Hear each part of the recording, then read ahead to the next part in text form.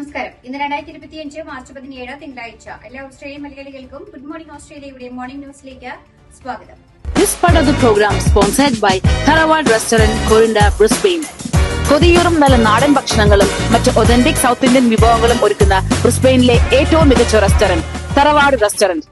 Steel, aluminium എന്നിവയ്ക്ക് താരിഫുകൾ ചുമത്തുന്നതിന്റെ പശ്ചാത്തലത്തിൽ പ്രധാന സഖ്യകക്ഷിയായ അമേരിക്കയുമായുള്ള ഓക്കസ് കരാറിൽ നിന്ന് പിന്മാറാൻ ഗ്രീൻസ് നേതാവ് ആദം ബാൻ സർക്കാരിനോട് ആവശ്യപ്പെട്ടു. $368 ബില്യൺ ചെലവ് പ്രതീക്ഷിക്കുന്ന ഓക്കസ് ആണവ അന്തർവാഹിനി പദ്ധതിയെ പാർട്ടി വളരെ കാലമായി എതിർത്തിരുന്നു. കോടിക്കണക്കിന് ഡോളർ ചെലവഴിച്ച് നിർമ്മിക്കുന്ന ആണവ സബ്മെറീനുകൾ സമയത്ത് ലഭിക്കുമോ എന്നതിലും അദ്ദേഹം സംശയം പ്രകടിപ്പിച്ചു. അതേസമയം ട്രംപ് ഭരണകാലത്ത് ഓക്കസ് കരാർ മുൻപുള്ളതിനേക്കാൾ മെച്ചപ്പെട്ട നിലയിലാണെന്ന് പ്രതിരോധ വിദഗ്ധനായ പീറ്റർ ഡീൻ അഭിപ്രായപ്പെട്ടു. കരാർ മാറ്റേണ്ടതിന്റെ ആവശ്യമില്ലെന്നും അദ്ദേഹം പറഞ്ഞു.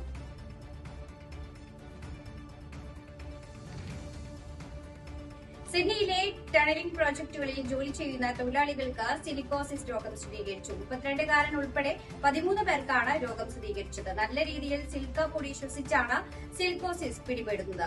ഇത് മാരകമായേക്കാവുന്ന ദീർഘകാല ശ്വാസകോശ രോഗത്തിന് കാരണമാകുന്നു. ഈ കണക്കുകൾ ഞെട്ടിപ്പിക്കുന്നതാണെന്ന് ഓസ്ട്രേലിയൻ വർക്കേഴ്സ് യൂണിയൻ ദേശീയ അസിസ്റ്റന്റ് സെക്രട്ടറി കിസ് ഡോണോവിൻ പറഞ്ഞു.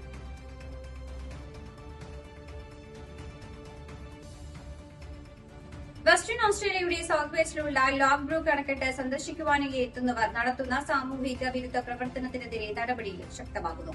ഒരു നീണ്ട വാരാന്ത്യത്തിലും ഏകദേശം 3500 പേർ ലോഗ് ബ്രൂക്ക് ഡാം സന്ദർശിക്കുന്നുണ്ട്. സന്ദർശകർ വലിച്ചെറിയുന്ന മാലിന്യങ്ങൾ ഡാമിന്റെ പ്രവർത്തനങ്ങളെ അപകടകരമായ രീതിയിൽ ബാധിക്കുന്നുവെന്ന് ദീർഘകാലമായി ഡാം സന്ദർശിക്കുന്നവർ അഭിപ്രായപ്പെടുന്നു. സന്ദർശക നിയന്ത്രണങ്ങൾ പുനഃപരിശോധിച്ച് പൊതുസുരക്ഷയും പ്രകൃതി സംരക്ഷണവും ഉറപ്പുവരുത്തുവാനുള്ള ആവശ്യങ്ങൾ ഉയരുന്നുണ്ട്.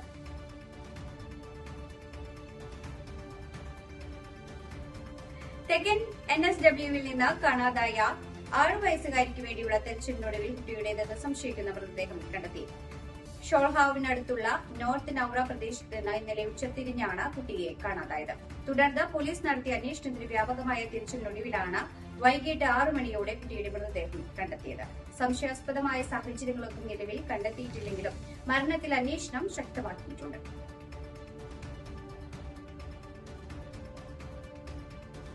ബ്രിസ്ബെയിനിൽ ആദ്യമായി കൊതുക് പരത്തുന്ന വൈറസ് രോഗം കണ്ടെത്തി. ജാപ്പനീസ് എൻസെഫലൈറ്റിസ് എന്ന വൈറസ് രോഗം ഇപ്പോൾ ബ്രിസ്ബെയിൻ കൊതുകുകൾക്കിടയിൽ പടരുന്നുണ്ട്. പ്രദേശത്തുടനീളമുള്ള താമസക്കാർക്ക് അപകട സാധ്യത വർദ്ധിക്കുമെന്ന് ക്വീൻസ്ലാൻഡ് ഹെൽത്ത് മുന്നറിയിപ്പ് നൽകിയിട്ടുണ്ട്. ഉഷ്ണമേഖല ചുഴലിക്കാറ്റായ ആൽഫ്രഡിന് പിന്നാലെ ഈർപ്പമുള്ള കാലാവസ്ഥ അണുബാധയ്ക്കുള്ള സാധ്യത വർദ്ധിപ്പിക്കുമെന്ന് ആരോഗ്യ വിദഗ്ധർ ഇതിനോടകം തന്നെ മുന്നറിയിപ്പ് നൽകി.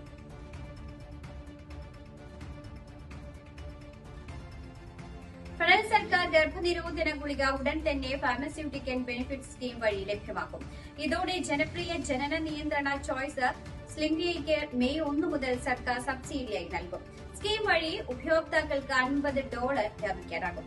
കൺസെഷൻ കാർഡ് ഉടമകൾക്ക് $7.70 4 മാസത്തെ വിതരണത്തിന് സാധാരണ രോഗികൾക്ക് $31.60 ചെലവാകും.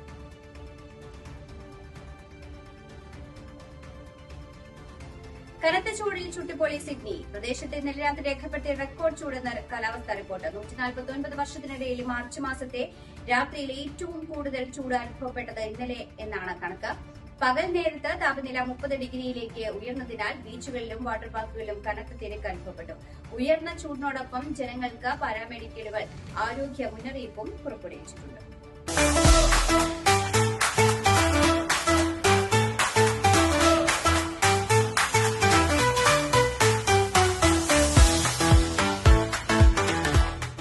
ലോക്സഭാ മണ്ഡല പുനർനിർണയവുമായി ബന്ധപ്പെട്ട് കേന്ദ്ര സർക്കാരിനെതിരെ തമിഴ്നാട് മുഖ്യമന്ത്രി MK സ്റ്റാലിൻ നയിക്കുന്ന പ്രതിഷേധത്തിൽ കേരള മുഖ്യമന്ത്രി പിണറായി വിജയൻ പങ്കെടുക്കും. ചെന്നൈയിലെ പ്രതിഷേധ സംഗമത്തിൽ പിണറായി വിജയൻ പങ്കെടുക്കും.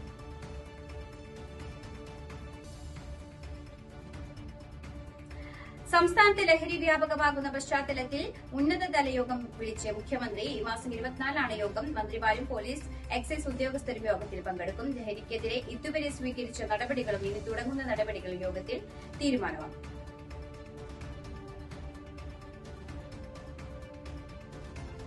മണിപ്പൂർ, ആസാം എന്നീ സംസ്ഥാനങ്ങളിൽ നിന്ന് 58 കോടി രൂപയുടെ മെത്താംഫെറ്റമീൻ ഗുളികകൾ പിടികൂടി. മണിപ്പൂരിലെ ഇംഫാൽ, ആസാമിലെ ഗുവാഹത്തി എന്നിവിടങ്ങളിൽ നിന്നാണ് മെത്താംഫെറ്റമീൻ ഗുളികകൾ പിടികൂടിയത്.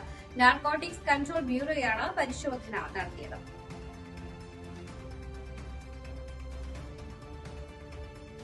തന്റെ പ്രാർത്ഥന എപ്പോഴും AR റഹ്മാനൊപ്പം ഉണ്ടാവുമെന്നും വിവാഹമോചിതരായിട്ടില്ലെന്നും തന്നെ AR റഹ്മാന്റെ മുൻ ഭാര്യ എന്ന പരാമർശിക്കരുതെന്നും അഭ്യർത്ഥിച്ച് സൈറ ബാനു. വേർപിരിയുക മാത്രമാണ് തങ്ങൾ ചെയ്തതെന്നും സൈറ പുറത്തിറക്കിയ പ്രസ്താവനയിൽ വ്യക്തമാക്കി. ആരോഗ്യ പ്രശ്നങ്ങളെ തുടർന്ന് AR റഹ്മാനെ ആശുപത്രിയിൽ പ്രവേശിപ്പിച്ചതിന് പിന്നാലെയാണ് സൈറ പ്രസ്താവന പുറത്തിറക്കിയത്.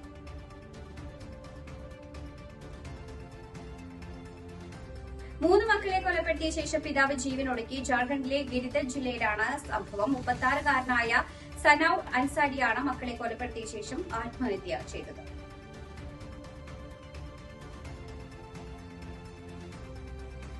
ഇതോടുകൂടി വാർത്താ ബുള്ളറ്റിൻ ഇവിടെ അവസാനിക്കുന്നു. എല്ലാ പ്രേക്ഷകർക്കും നല്ലൊരു ദിനം ആശംസിക്കുന്നു. ഇനി കൂടുതൽ വാർത്തകളുമായി നാളെ കണ്ടുമുട്ടാം. എല്ലാവർക്കും നന്ദി, നമസ്കാരം.